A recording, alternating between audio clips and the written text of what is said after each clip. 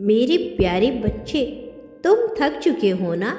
इतनी बार टूटे हो, इतनी बार रोए हो, कभी खुद से, कभी उससे जो तुम्हारे दिल के सबसे करीब था। तुमने बस एक चीज चाही, सच्चा प्रेम।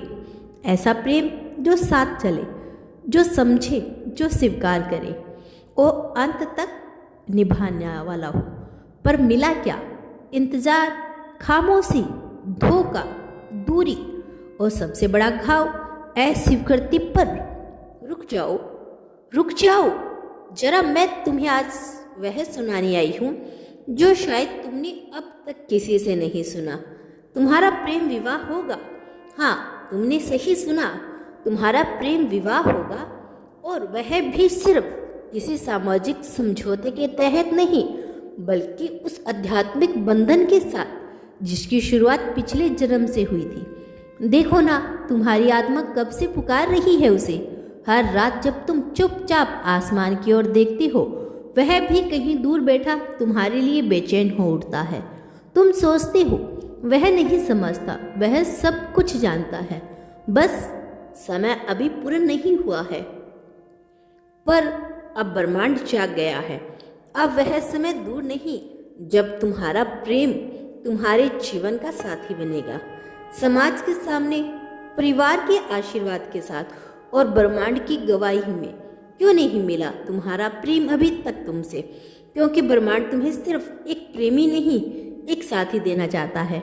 एक ऐसा साथी जो तुम्हारा दर्द समझ सके, तुम्हारे आंसू पड़े, तुम्हारे सपनों में रंग भरे। तुम तैयार हो रहे थे, वह भी तैयार हो रहा था। तुम्हारी आत्मा ने चुन लिया था उसे।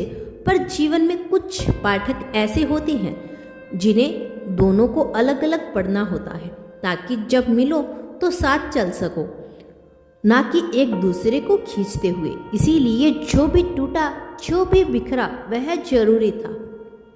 वह एक चरण था प्रेम विवाह की ओर। ब्रह्मांड तुम्हारी ऊर्जा को सुनता है।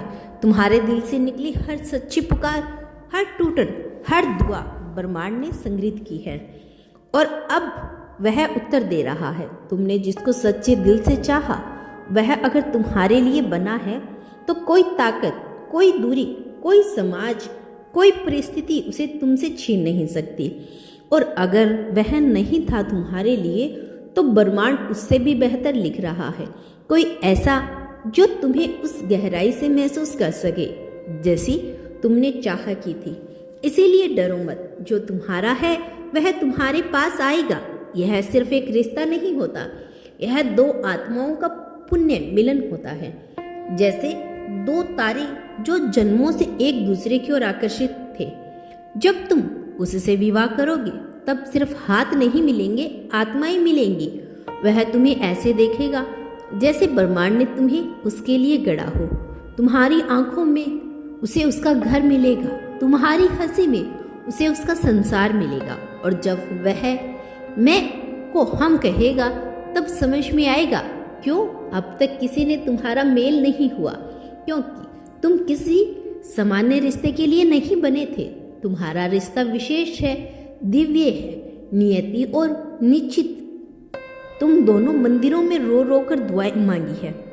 तुमने महादेव से पूछा, क्या वह मेरा है? और उत्तर कभी स्पष्ट नहीं मिला। कभी संकेत मिले, कभी चुप्पी। पर अब ब्रह्मांड स्पष्ट कह रहा है, हाँ, वह तुम्हारा है, और अब वह तुम्हारा होगा। समाज के सामने 7 फेरे लेकर, मांग में सिंदूर भरकर या अंगूठी पहनाकर। जो तुमने वर्षों से अनुभव किया, वह एक तरफा नहीं था, वह दोनों तरफों से था। बस समय ने उसे छुपाया था। सुनो, तुमने हार नहीं मानी, यही सबसे बड़ी विजय थी। जब सब ने कहा छोड़ दो, तुमने कहा रुको जरा, शायद वह आए। जब सब ने हंसी उड़ाई, तुमने अपने भावों को मरने नहीं दिया।